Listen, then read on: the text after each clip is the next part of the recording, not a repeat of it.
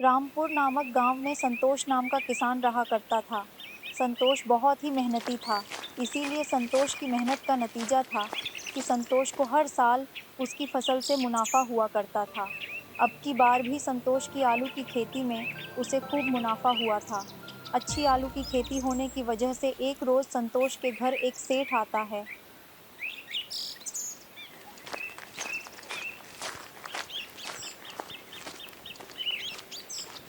अरे भैया, संतोष कुमार का घर कौन सा है? तनक, मुझे संतोष का घर बता दो। जरा थोड़ा सा काम था मुझे उससे। जी बताएं, मैं ही संतोष हूँ। बताइए क्या काम है आपको। अरे संतोष भैया, कैसे हो? मेरा नाम सेठ तेलीराम है। सुना है पूरे गांव में सबसे अच्छी आलू की खेती हुई है तुम्हारी। हाँ हाँ, सही सुना है सेठ जी। इस बार क्या हर साल मेरी फसल अच्छी ही होती है। तो बस उसी सिलसिले में तुमसे बात करने आया हूँ। मुझे ज़्यादा से ज़्यादा आलू चाहिए था। मैंने सोचा तुमसे बात कर लूँ, बात भी बन जाएगी और मेरा काम भी हो जाएगा। अरे सेठ जी, मैंने आपका बड़ा नाम सुना है। आप ईमान धर्म के बहुत पक्के हैं। आप बस थोड़ा ऊंच नीच देख लीजिएगा तो भी चलेगा। बस मुझे ईमानदार आदमी चाहिए था। तो ये लो, 5,000 रुपये एडवांस। मैं कुछ आलू की बोरियां लेकर जाता हूँ और बाकी की आलू की बोरियां धीरे धीरे ले जाऊंगा। संतोष सेठ को गोदाम में भरे आलू की बोरियां दिखा देता है, जिसमें आलू भरे होते हैं और सेठ को भी संतोष के आलू पसंद आते हैं और वह आलू के एडवांस पैसे देकर आलू की कुछ बोरियां लेकर चला जाता है। सेठ के जाने के बाद संतोष देखता है कि कई सारी बोरियां आलू की सड़ रही हैं। अब संतोष घर आता है और अपनी पत्नी से कहता है। अरे सुनीता, सुनो, गोदाम में जो आलू की बोरियां रखी हैं उनमें से कई आलू की बोरियां सड़ गई हैं। उनमें कीड़े लग गए हैं। उन्हें तुम हटा देना और वहाँ से साफ सफाई कर देना। ठीक है। जी, मैं खाना बनाकर गोदाम में खराब आलू को छाँट कर हटा दूँगी और वहाँ साफ-सफाई कर दूँगी। संतोष इतना कहकर खेत के लिए निकल जाता है और सुनीता काम करने के बाद घर के सामने अपने गोदाम में जाती है, जहां उसे थोड़े बहुत नहीं बल्कि कई सारे आलू की बोरियों में सड़ते हुए आलू नजर आते हैं, जिसे देखकर सुनीता को बहुत दुख होता है। इतनी सारी बोरी आलू की खराब हो गई। यह कह रहे थे कि इन्हें मैं फेंक दूँ। मैं अपने इन हाथों से इन्हें कैसे फेंक सकती हूँ? मैं खुद इन आलू को उगाने के लिए कितनी मेहनत कर चुकी हूँ। नहीं, नहीं, मैं ऐसा नहीं कर सकती। इतना बोलकर सुनीता खराब आलू को एक जगह इकट्ठा कर लेती है और टोकरी में भर लेती है। तभी खेत से संतोष भी लौट आता है और वह सुनीता को सड़े हुए आलूओं को इकट्ठा करता देखकर कहता है। लो, इन आलू को मैंने तुम्हें फेंकने के लिए कहा था और इसे तुम इकट्ठा कर रही हो। इतने समय में तुम आलू के गोदाम में आलू की सफाई कर रही हो, फिर भी तुमने इन्हें नहीं फेंका। इसमें से बदबू कितनी आ रही है। थोड़ा आहिस्ता बोलो। इन आलू को मैंने इसीलिए नहीं फेंका है, क्योंकि मैं इनसे आलू के चिप्स और कचौड़ी बनाने वाली हूँ तुम्हारा। दिमाग तो खराब नहीं हो गया है ना? इन सड़े हुए आलू की कचौड़ी और चिप्स खिलाकर क्या तुम लोगों को बीमार करना चाहती हो? अरे बिल्कुल भी नहीं। मैं इसमें अपने हाथों का बना मसाला डालकर इसकी बदबू को तो दूर कर दूंगी और बचे हुए सारे आलू को मैं तेल में डीप फ्राई करके इनके चिप्स बना दूंगी। तुमने तो जिद ही लगा ली है। तुम्हें जो करना है करो। कल को गांव वालों ने इसे लेकर कोई सवाल उठाया तो मैं तुम्हारा साथ नहीं दूंगा। मैं तुम्हें अभी मना कर देता हूँ। आपको जो करना है कर लेना, लेकिन मुझे जो करना मैं वह करके रहूंगी। आखिर दो पैसे आमदनी होगी तो इसमें बुराई क्या है आपको? तो वह सेठ मोटी रकम देकर गया है तो आपको तो ये आलू खराब ही लगेंगे ना। लेकिन मैं तुम्हारी एक नहीं सुनने वाली। संतोष अपनी पत्नी को खूब समझाता है कि वह ऐसे काम ना करे, सड़े हुए आलू की कचौड़ी और चिप्स बनाकर लोगों को खिलाकर बीमार ना करे। लेकिन सुनीता अपने पति की एक नहीं सुनती और अगले ही दिन के हो आलू कचौड़ी और चिप्स की रेडी लगा लेती है।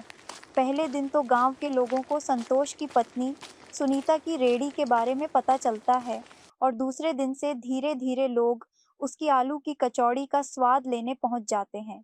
आलू की कचौड़ी का स्वाद तो वाकई बहुत अच्छा था और 12 बजे के बाद संतोष की पत्नी सुनीता आलू कचौड़ी और चिप्स की दुकान लगाया करती थी और शाम के 5-6 बजते बजते उसकी दुकान की आलू की कचौड़ी और चिप्स सब बिक जाया करते थे, जिससे सुनीता घर जल्द लौट आया करती थी।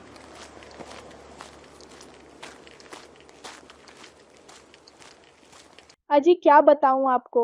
आज तो आलू की कचौड़ी और चिप्स इतनी तेजी से बिके कि बहुत अच्छे कमाई हुई।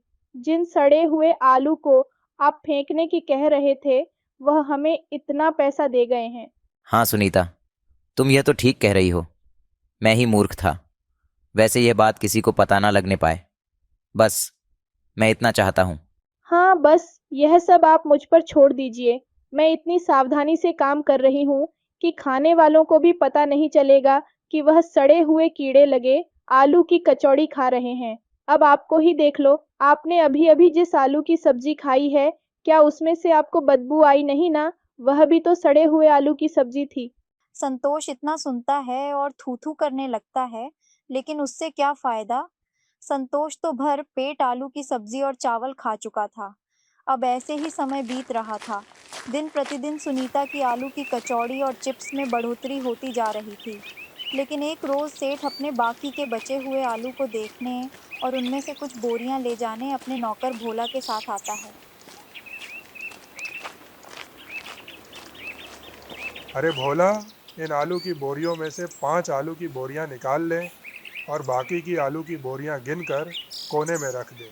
ठीक है सेठ जी, मैं गिनती की 5 से 6 बोरियां उठा लेता हूँ। बाकी की बोरियां गिन लेता हूँ। अपनी सेठ की बात सुनकर भोला आलू की बोरियां उठाकर ठेले पर रख लेता है। उसके बाद वो बाकी की बची आलू की बोरियों को गिनकर सेठ को बताता है। सेठ जी, गोदाम में तो टोटल 40 बोरियां बची हैं। ऐसा कैसे हो सकता है? ये 50 आलू की बोरियां होनी चाहिए थी, जिनके मैंने संतोष को अच्छी खासी रकम दी है। अब हमने 5 बोरियां निकाली हैं तो 45 बोरियां बची होनी चाहिए। यह तो आपको संतोष से ही पूछना होगा। क्या पता संतोष ने बाकी की आलू की बोरियां पैसों के लालच में आके बेच दी हो।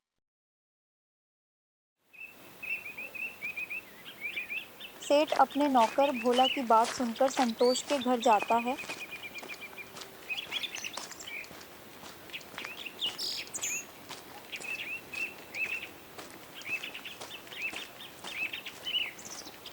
और संतोष को सारी बातें बताता है।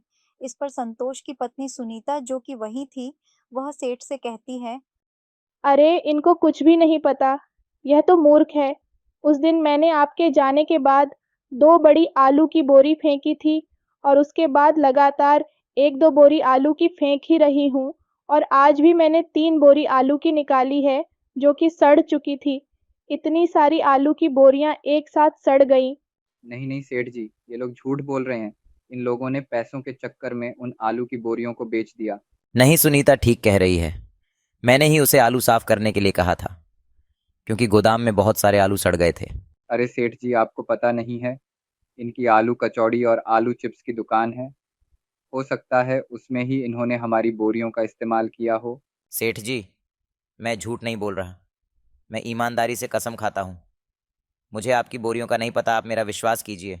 कोई बात नहीं संतोष, अच्छा किया तुमने उन सड़े हुए आलू को हटा दिया। अच्छा, मैं चलता हूँ। सेठ और उसके नौकर के जाने के बाद सुनीता अपने पति से कहती है। देखिए जी, मैंने उन आलू की बोरियों में से 1-2 अच्छे आलू की बोरियां भी उठाई थी, ताकि सड़े हुए आलू के साथ-साथ अच्छे आलू भी मिला दिए जाएं। ये क्या किया तुमने? मैंने अभी ईमानदारी की बात की है और तुमने मेरे ईमान पर सवाल उठा दिया। ये तुमने अच्छा नहीं किया। सुनीता, तुम मेरी नाक कटवा के ही रहो। दूसरी तरफ सेठ का नौकर भोला अपनी सेठ से कहता है। सेठ जी, दाल में कुछ काला है। ऐसा हो ही नहीं सकता कि 8 आलू की बोरियां धीरे धीरे सड़ जाएं। बाकी की बोरियां भी क्यों बची हैं? वो भी तो सड़ सकती थी ना। आप सिर्फ मुझे हुक्म दीजिए, मैं इस चोर का पता लगाकर ही रहूंगा जिसने आपकी बोरियां चुराई है। देख भैया संतोष, आदमी ईमानदार है। बाकी गांव के किसी आदमी ने ऐसा किया होगा तो मुझे पता नहीं। अगर तुझे लगता है कि तुझे उस पर खोजबीन करनी चाहिए तो कर सकता है। अगले दिन ही भोला उस गोदाम के अंदर आलू की बोरियों के पीछे छुपकर बैठ जाता है और सुनीता गोदाम खोलकर गोदाम में आती है और अच्छे आलू को छोड़कर सड़े हुए आलू उठाकर खुद से कहती है। उन्होंने कहा है कि सेठ जी के आलू की बोरियों में से आलू नहीं लेने हैं। वैसे भी मेरा तो सड़े हुए आलू से काम चल जाता है। कचौड़ी और चिप्स ही तो बनाने हैं, जिसे खाकर गांव के लोग भी मेरी तारीफ करते नहीं थकते। लेकिन उन्हें क्या पता कि मैं तो उन्हें कीड़े लगे सड़े आलू की कचौरियाँ खिला रही हूँ। उसी वक्त बोरियों के पीछे से भोला निकलता है और वह सुनीता को कहता है, अब तुम्हारी सच्चाई सारे गांव वालों के सामने आकर रहेगी और पंचायत में तुम्हें बिठाया जाएगा। और होता भी ऐसा है। भोला वहां से भाग निकलता है और सरपंच के पास पहुंचकर वह वीडियो गांव वालों को दिखाता है। सरपंच भी संतोष और उसकी पत्नी को लोगों को खिला रहे सड़े हुए आलू के चिप्स और कचौड़ी के दंड स्वरूप दोनों को गांव से निकाल देती है। और आखिर में लालच का अंत कुछ ऐसा हुआ कि गांव में सबसे अच्छी खेती करने वाला किसान संतोष अपने ही गांव को छोड़कर जाने पर मजबूर हो गया। तो दोस्तों, कैसी लगी आपको यह हमारे किसान और उसकी लालची पत्नी की कहानी? उम्मीद है कि आपको यह कहानी बहुत पसंद आई होगी।